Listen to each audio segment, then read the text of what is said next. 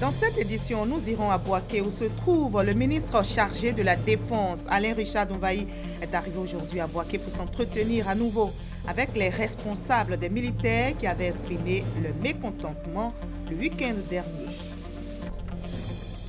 Ici à Abidjan, les passations de charges entre les différents ministères se poursuivent. Nous verrons notamment comment le nouveau ministre de la Communication, Bruno Koné-Nabagné, a pris officiellement en fonction. Le coup d'envoi de la CAN 2017 sera donné demain samedi. En marque d'ouverture de cette CAN, Gabon, Guinée, Bissau, la Côte d'Ivoire entre en lice lundi prochain. Bonsoir à tous, merci de regarder le journal de RTI1. Tout d'abord, cette information, le vice-président de la République de Côte d'Ivoire, Daniel Kablan-Duncan, prêtera serment le lundi prochain. La cérémonie solennelle de prestation de serment aura lieu donc ce lundi 16 janvier 2017 à 10 h à la salle des pas perdus du palais de la présidence de la République. La mise en place pour la cérémonie débutera à 7h30 et prendra fin à 9h30 précise. Le vice-président de la République de Côte d'Ivoire est déjà au travail, vous l'avez remarqué. Sa nomination a été bien accueillie, notamment par sa famille politique, le PDCI-RDA.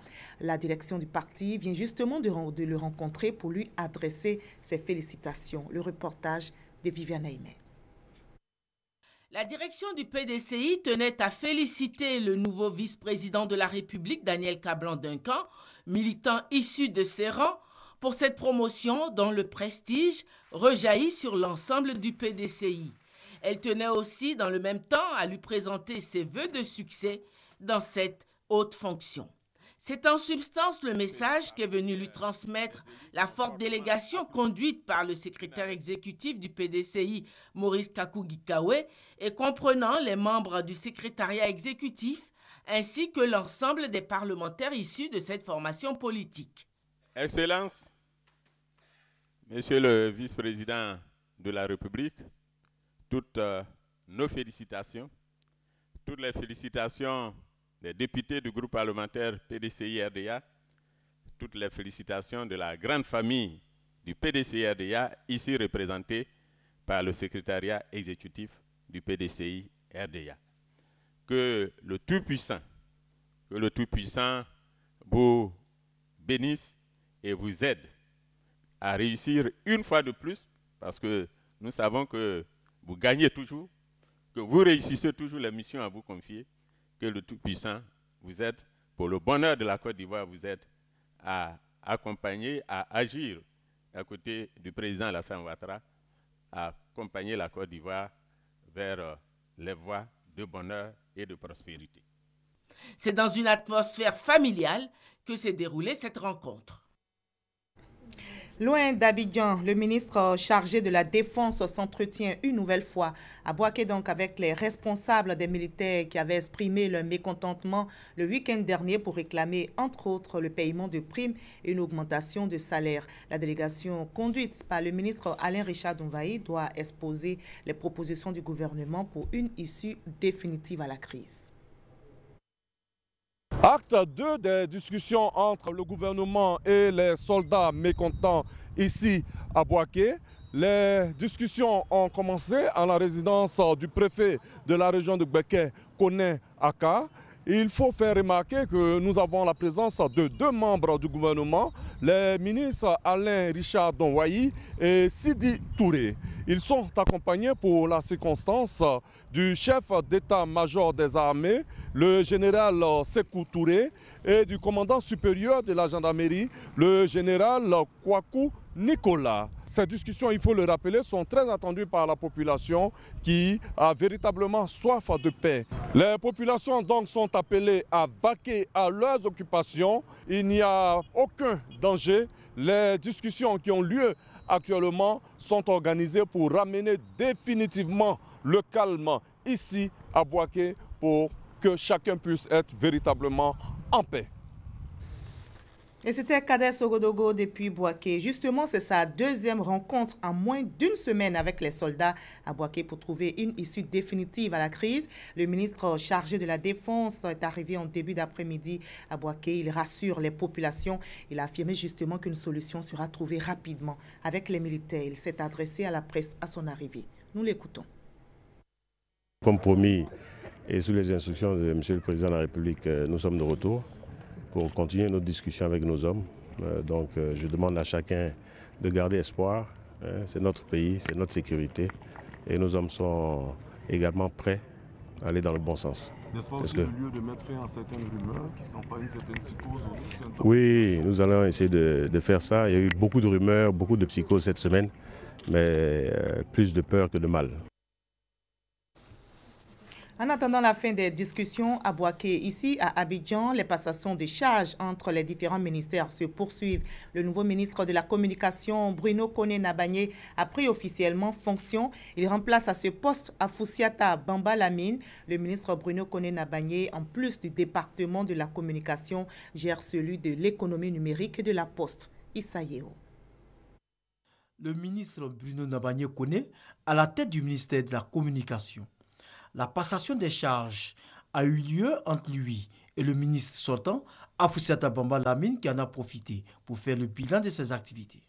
S'agissant des lois votées, on peut citer notamment la loi du 23 décembre 2013 relative à l'accès à l'information d'intérêt public, qui a permis en grande partie à notre pays d'être éligible au programme américain Doing Business et de faire partie des pays en passe de recevoir le label de Open Governmentship. Quant aux réformes économiques, elles concernent l'appui du ministère de la Communication pour accroître la viabilité économique des entreprises publiques et privées du secteur des médias. Le nouveau locataire du département de la Communication a pour sa part rendu hommage à ses prédécesseurs. Il a exhorté ses collaborateurs à relever des défis futurs. Je salue l'action menée ici par le ministre Souleymane Koti Diakité et je salue particulièrement l'action menée par Madame le ministre Afoussiata Bamba Lamine. Notre ambition ici sera de faire en sorte que le secteur de la communication soit de plus en plus un élément de la solution et non plus un problème. Que la population se retrouve dans les organes de presse à leur service. Que les organes publics jouent davantage le rôle attendu d'eux. Un rôle d'accompagnement de l'action publique, un rôle de pédagogie et de formation autour des valeurs de la nation, un rôle de construction de la paix et de l'unité nationale, un rôle de contribution au rayonnement international de notre pays. Avant la passation des charges, la ministre sortante, Afoussiata Bamba Lamine, a remercié l'ensemble de ses collaborateurs pour les défis qu'ils ont pu relever, ensemble en 4 ans. Il y a eu passation de charges également dans les ministères du Commerce et de la Femme et de la Protection de l'Enfant. Souleymane Dirasouba succède à Jean-Louis Billon au ministère du Commerce et Marietou Koné prend la place d'Euphrasi Yao. Ces passations de charges ont eu lieu en présence du secrétaire général de la présidence. Le témoignage d'Éric Goré. Souleymane Dirasouba est le nouveau ministre du Commerce de la République de Côte d'Ivoire. Il succède à Jean-Louis Billon. La passation des charges s'est tenue dans les locaux du dit ministère devant le personnel et en présence d'une représentante du secrétaire général de la présidence. Plusieurs dossiers brûlants attendent le nouveau ministre du Commerce. Ce banquier est déjà prêt à se mettre à la tâche. Je m'inscris en tout cas dans la continuité pour poursuivre les actions qui ont été déjà si bien lancées par le ministre Jean-Louis. Pour sa part, le ministre sortant a souhaité une bonne chance à son successeur. Je vous souhaite pleine réussite dans vos nouvelles fonctions. Je vous remercie. Après le ministère du Commerce, passation de charges entre Marietou Koné et Euphrasi Yao.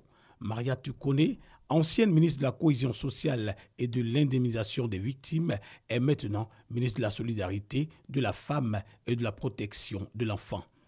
Elle est apte à faire face à cet autre défi. Mettons-nous ensemble pour bâtir une nation forte, une nation cohésive, avec des familles qui vivent dans un bien-être, des enfants épanouis et des femmes beaucoup plus autonomes.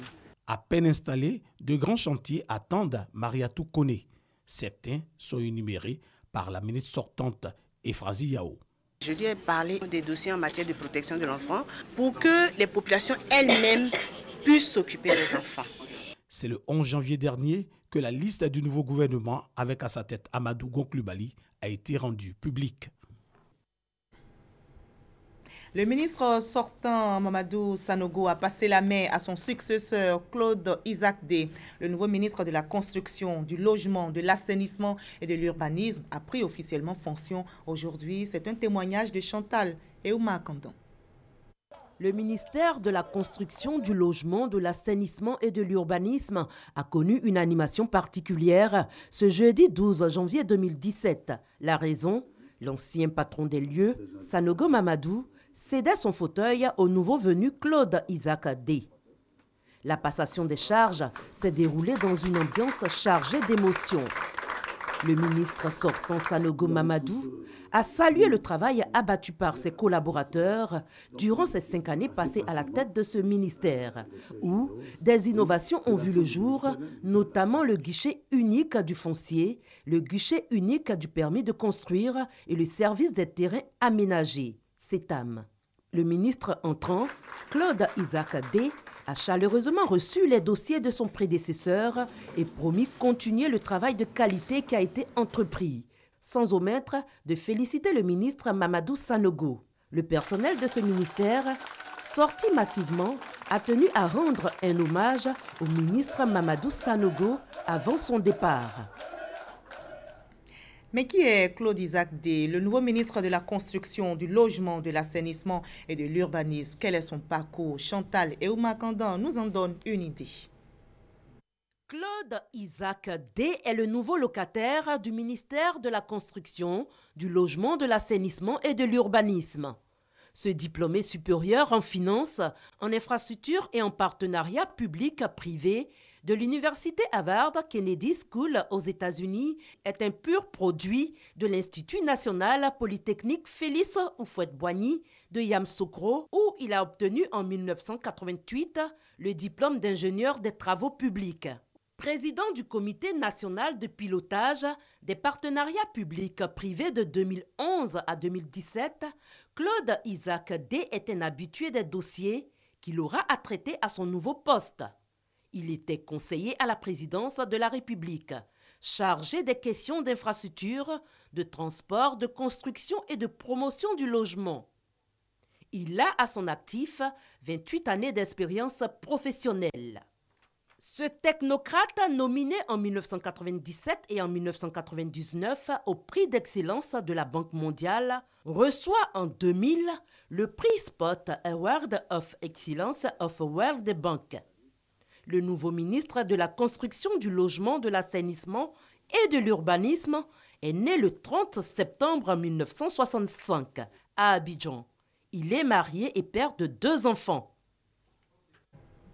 Le nouveau ministre du Tourisme de la Troisième République se nomme Fofana Siandou, vous le savez, mais qui est l'homme? Son parcours est rapporté par Patricia Omouetia. Du fer au tourisme, il n'y a qu'un pas, car sans infrastructure routière, il n'y a pas de tourisme. Le fonds d'entretien routier, c'est plus de 80 000 km de routes et 6 500 de routes bitumées, autant de kilomètres parcourus.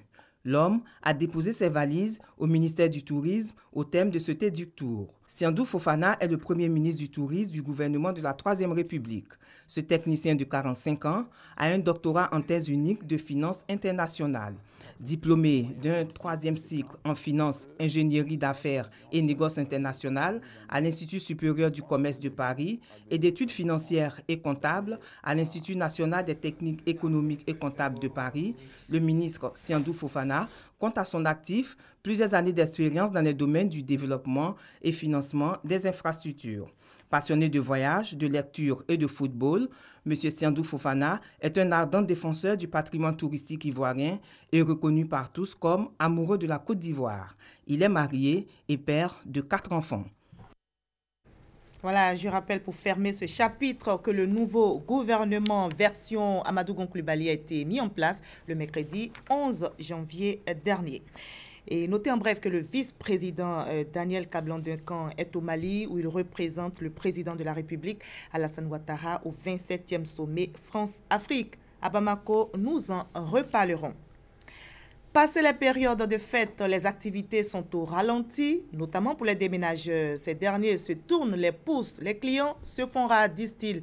Notre reporter Herman Yamien a rencontré quelques professionnels de ce secteur. Beaucoup regrettent en tout cas la période de fête, une période propice pour faire du bon chiffre d'affaires. Cocody Engrais Pétro-Ivoire, une file de camions de transport de bagages en stationnement. Les propriétaires attendent d'éventuels clients. Depuis le début de ce mois de janvier, selon eux, leurs activités tournent au ralenti. Souvent, on peut faire 4 voyages, 5 voyages, 6 voyages souvent aussi. Mais en janvier, là, bon, on peut faire 2 courses, on vient garer jusqu'à la nuit. C'est que c'est un peu bizarre, quoi. L'argent se faisant rare dans la poche des populations, elles n'ont donc pas la tête au déménagement qui, à n'en point douter, occasionne des dépenses. Conséquence, les propriétaires de véhicules de déménagement se tournent les pouces. Nous sommes dans le mois de janvier. Quand les clients viennent, ils disent que non, qu'ils ont tout dépensé. Donc, avec les prix même, souvent, même, ça ne nous arrange pas, mais on oublie de faire. Mais les clients, même, malgré tout ça, même, les clients ne sortent même pas. Même. Si c'est ici, Cocody, nous on peut faire ça 20 000 déménagements, si on peut faire 20 000. Parce qu'il y a les clients qui viennent, que c'est pour prendre moto, des motos comme ça. Si c'est temporaire, jusqu'à au moins 15 000. Moussa connaît déménageur ici aux 2 plateaux depuis 4 ans. Il vit cette amère expérience chaque année à la même période. Il est 15 heures et il souligne qu'il n'a fait qu'une seule course. Aujourd'hui, ça à Belleville, ça fait une course de 10 000 seulement. Si mon camion, on est 3, mon chauffeur là, mon collègue, mais ça ne va pas d'abord. C'est que si on attend, comme la journée n'est pas encore finie, tous les janvier c'est comme ça. Mais quand janvier passe, on commence à se rattraper un peu. Même si cette période de fête de fin d'année a un impact négatif sur les activités, les déménageurs révèlent tout de même que les milieux de mois sont toujours difficiles pour eux. C'est pourquoi ils gardent espoir que leurs activités vont reprendre en plein temps dès la fin de ce mois. L'espoir est permis, ne dit-on pas. Mais qu'en est-il des ébénistes? Où en sont leurs activités? Une chose est sûre, l'ameublement à Abidjan est une activité qui gagne du terrain, mais les personnes qui travaillent dans ce secteur sont confrontées à d'énormes difficultés, notamment le manque de financement et de sites appropriés pour exercer leur métier. Grace Kando a visité quelques ébénistes dans les communes de Yopougon et de Cocody. Eliane, la cinquantaine révolue, est sur ce site réputé pour la confection de meubles. Nous sommes à Yopougon, précisément entre les quartiers Bel Air et Complexe. Il y a ma fille qui a payé pour elle ici l'autre jour. En tout cas, ça m'a plu, j'ai vu là. En tout cas, il travaille bien.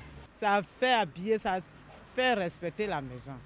Donc moi, un jour, il est venu payer pour moi aussi. C'est très joli. Pour s'offrir un salon, il faut débourser entre 100 000 et 280 000 francs CFA. L'espace enregistre chaque jour de nombreux clients. Chaque fois quand je dis au travail, quand je passe, je vois la beauté.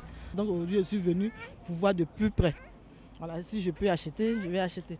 Rien ne se perd dans l'ameublement. Même les vieux salons sont remis à neuf. D'autres demandent, tu peux me faire ça là combien?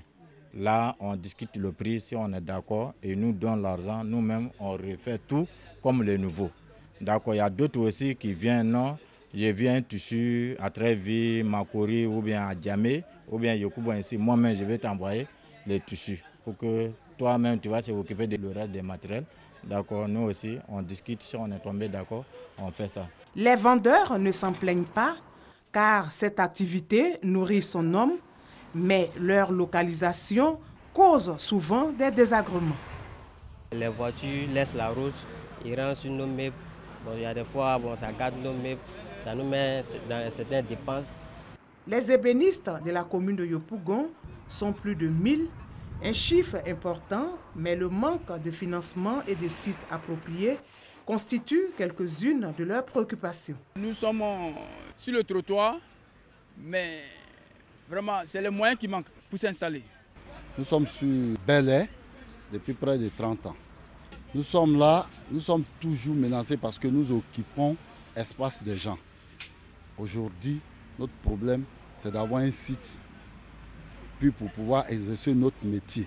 Les artisans envahissent certaines rues du district d'Abidjan. Ici, sur l'axe Cocody 2 Plateau, des ébénistes sont installés. On était au moins 60 personnes, propriétaires d'ateliers. Une seule personne emploie au moins 10 personnes.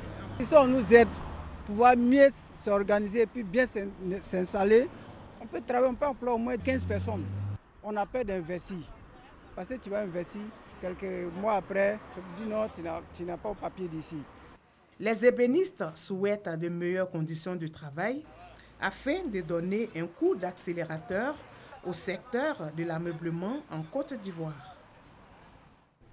Le RIDEF, le réseau ivoirien pour la défense des droits de l'enfant et de la femme, lance son projet de renforcement des capacités des travailleurs domestiques. L'objectif du projet, former les employés de maison sur leurs droits afin de mettre fin à la maltraitance dans le domaine. Explication détaillée avec Sita Soro. Elles sont souvent victimes de maltraitance, d'abus sexuels, de surexploitation et mal rémunérées. Elles, ce sont les employés domestiques.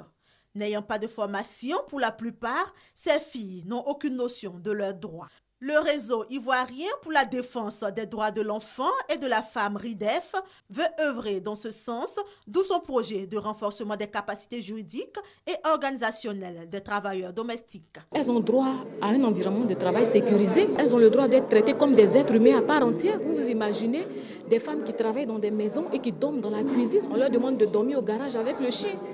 Ça existe. Ou bien des femmes qui préparent et on leur interdit de manger la nourriture qu'elles ont préparée. Ou bien des femmes qui travaillent mais qui n'ont pas le droit de toucher leur salaire. En tant qu'un travailleur, il est important que nous puissions connaître le cadre légal qui régit le travail en tant que tel. Et c'est à la connaissance de ce cadre légal-là qu'on peut prétendre défendre nos droits. Les premiers bénéficiaires de ce projet, les travailleurs domestiques, souvent accusés à tort ou à raison par leurs employeurs, disent leur satisfaction, car désormais, ils sauront l'attitude à tenir en cas de maltraitance ou d'abus. Merci à Frédich, merci à l'ambassade de France, merci au RIDEF d'avoir pensé à nous, d'avoir pensé à vouloir nous faire connaître nos droits, parce que c'est la première des choses en tant que travailleur.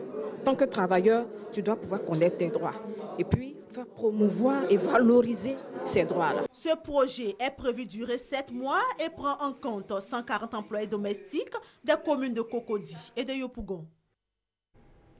Nous partons maintenant pour Bamako, au Mali, où l'Afrique et la France sont en réunion. Près d'une quarantaine de chefs d'État prennent part à ce 27e sommet Afrique-France ouvert aujourd'hui dans la capitale malienne. La Côte d'Ivoire prend part à la rencontre. Le pays est représenté par le vice-président ivoirien Daniel Kablan-Duncan. Il est arrivé, comme vous le voyez, en début de soirée à Bamako, où il a été accueilli par le président de l'Assemblée nationale du Mali, Isiaka Sidibé. C'est la première sortie de Daniel Kablan-Duncan en tant que vice-président de la République de Côte d'Ivoire. Il représente le président Alassane Ouattara à ce sommet placé sous le thème du partenariat, de la paix et de l'émergence.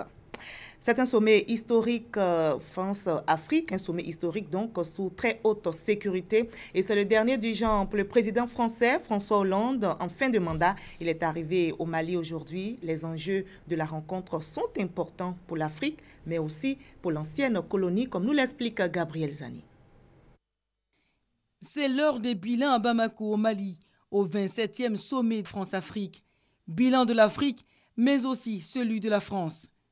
Depuis le début du quinquennat en mai 2012 de François Hollande, président français, la France n'a cessé de multiplier ses interventions en Afrique confrontée au spectre du terrorisme. Du Mali à la Centrafrique en passant par le Niger, le Burkina Faso, la Côte d'Ivoire, d'énormes défis sécuritaires ont été relevés pour préserver les intérêts communs à la France et aux pays cités. Le point de la sécurité sera donc au menu car l'objectif fixé au sommet de Paris en 2013 était de former 20 000 militaires africains par an en vue de donner les moyens aux armées africaines pour riposter contre les assauts répétés des groupes djihadistes. Une formation qui vise à diminuer la nécessité d'intervention militaire de Paris. Outre la priorité sécuritaire et militaire du continent, les conflits politiques en Gambie et en République démocratique du Congo seront aussi abordés lors de ce sommet. Gambie, où Yaya Jammeh veut rester au pouvoir après l'expiration de son mandat le 19 janvier, le temps que la justice statue sur ses recours électoraux, et la République démocratique du Congo, où Joseph Kabila a obtenu une prolongation de son mandat jusqu'à l'organisation d'une présidentielle à la fin de cette année. Bamako 2017, un sommet hautement politique, mais pas seulement. L'enjeu économique sera aussi de la partie. À trop s'occuper de la stabilité politique, selon certains observateurs, la France a pris du retard sur le plan économique face à la Chine, l'Inde et le Japon. Une forte délégation du mouvement des entreprises de France MEDEF est aussi à Bamako. Mais un point de crispation demeure latent, la question de l'immigration. Aucun des pays africains n'échappe à cette donne qui défigure gravement les politiques des États africains au regard d'une jeunesse qui aspire à travailler. La diminution de l'aide au développement pour les populations contre un durcissement des prérogatives régaliennes et sécuritaires. Bamako en parlera. La Côte d'Ivoire a été frappée par un deuil le 7 décembre dernier. L'artiste ivoirienne Marie-Louise Asseux s'est éteinte. Elle sera inhumée demain à Aféry. La levée de corps a eu lieu aujourd'hui même en présence du ministre de la Culture et de la Francophonie. Le témoignage de Franck Quadio. Asseux Yao Marie-Louise, au nom du président de la République, nous vous faisons officier de l'ordre du mérite culturel à titre posthume et nous confions à votre famille les insignes de votre grade. Marie-Louise Asseux, décorée dans l'ordre du mérite culturel ivoirien à titre posthume par le ministre de la Culture et de la Francophonie, Maurice Bandama. Une distinction particulière pour une dame d'exception dans le paysage artistique de l'art de la scène en Côte d'Ivoire, hélas, depuis le 7 décembre 2016, partie pour le définitif voyage. Le Seigneur a donné, le Seigneur a repris, que son nom soit béni. Pour ce voyage de non-retour, tous sont venus lui témoigner leur affection. Sa famille artistique, a commencé par Tonton Bouba, qui l'a côtoyé aux côtés de Fargas Sandé au Nzassa Théâtre, puis encadré dans l'émission satirique de Radio Côte d'Ivoire à l'Ocodrome. C'était notre acquis, la vendeuse à l'Ocodrome. Que Marie-Louise soit accueillie par le Seigneur. Ses amis et compagnons de scène, sa famille biologique, ses admirateurs, des autorités de sa région natale, Archipatrick et d'autres encore, le président du FPI Pascal Affi-Nguessan, ses collaborateurs du bureau du droit d'auteur, tous dans un élan de prière, ont communié. Jésus-Christ est mort. Bien plus, il est ressuscité. Il est à la droite de Dieu et il intercède pour nous. Marie-Louise Asseux, 21 novembre 1966, 7 décembre 2016. Le dernier rendez-vous avec ses proches, ce sera à Aféry, sa région natale, ce samedi 14 janvier. Et ainsi va la vie. Plus gai à présent, c'est avec la CAN 2017 qui démarre demain à Libreville, au Gabon, avec le match Gabon-Guinée-Bissau. La Côte d'Ivoire entre en liste lundi prochain. Les éléphants tenteront de garder la couronne acquise il y a 2 ans en Guinée équatoriale. Koulibaly Seydou, Odalegui. La 31e édition de la Coupe d'Afrique des Nations s'ouvre ce samedi à Libreville. Et c'est le pays hôte, le Gabon, qui ouvre le bal face à la Guinée-Bissau. Tenante du titre, la Côte d'Ivoire est favorite à sa propre succession. Les éléphants champions en titre retrouvent en phase de poule la République démocratique du Congo, qu'ils ont battu 3-1 en 2015 en demi-finale. Ils retrouvent aussi Hervé Renard qui les avait conduits au sacre en 2015. Avec un nouvel entraîneur, Michel Dussuet, c'est un groupe très déterminé à défendre bec et ongle le trophée conquis il y a 2 ans. Même si les éléphants n'ont pas été brillants durant les éliminatoires, avec une seule victoire pour 3 nuls face aux modestes Soudanais et Sierra-Léonais, ils sont les favoris de la poule C. Dussuet pourra s'appuyer sur un groupe qui a très peu changé depuis 1 an. Les cadres comme Bowo, Sérédier, Kalou ou Serge Aurier seront au rendez-vous. Les éléphants ont préparé cette CAN à Abu Dhabi conclue par 2 matchs tests remportés devant la Suède 2-1 et l'Ouganda 3-0. Mais les prétendants à la couronne sont nombreux. Finaliste malheureux en 2015, le Ghana, dont le dernier sacre continental remonte déjà à 35 ans, est à surveiller de près. Après les éliminatoires de la CAN 2017 parfaitement maîtrisées face à des adversaires plutôt faciles, le Ghana a montré ces derniers mois des signes de faiblesse. En témoignent ses récentes contre-performances en éliminatoire de la Coupe du Monde 2018. Nul à domicile face à l'Ouganda 0-0 et défaite à Alexandrie face à l'Égypte 0-2. L'Algérie est le meilleur joueur CAF de la saison maraise qui chasse le titre depuis 1990 seront de sérieux prétendants à la couronne. Les Fennecs ont déroulé sans forcer, terminant meilleure attaque des éliminatoires. 25 buts avec dans leur rang le meilleur buteur, Hilal Soudani, 7 buts. Autre formation à surveiller, le Sénégal irrégulier ces dernières années et qui a tout cassé sur son passage lors des éliminatoires. Résultat, 6 victoires en 6 matchs avec à la clé 13 buts inscrits et seulement 2 encaissés. Le Cameroun, monstre sacré du continent africain, avec 4 titres en CAN, ne sait plus où il en est. Après une Coupe du Monde 2014 au Brésil ratée, les Lions indomptables étaient repartis de Guinée équatoriale, la queue entre les jambes, éliminés au premier tour de la CAN 2015 pour leur grand retour après 2 éditions manquées.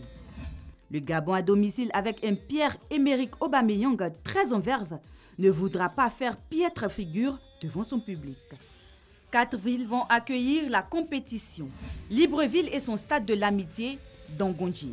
40 000 places. Franceville et son stade de la rénovation 20 000 places. Le stade de Port-Gentil 25 000 places et celui d'Oyem 20 000 places. Pendant 3 semaines, l'Afrique va vibrer au rythme du football. Fin de ce 20 supervisé par Hervé Blé. Merci à la réalisation et à toute l'équipe technique. Merci à vous tous de votre aimable attention.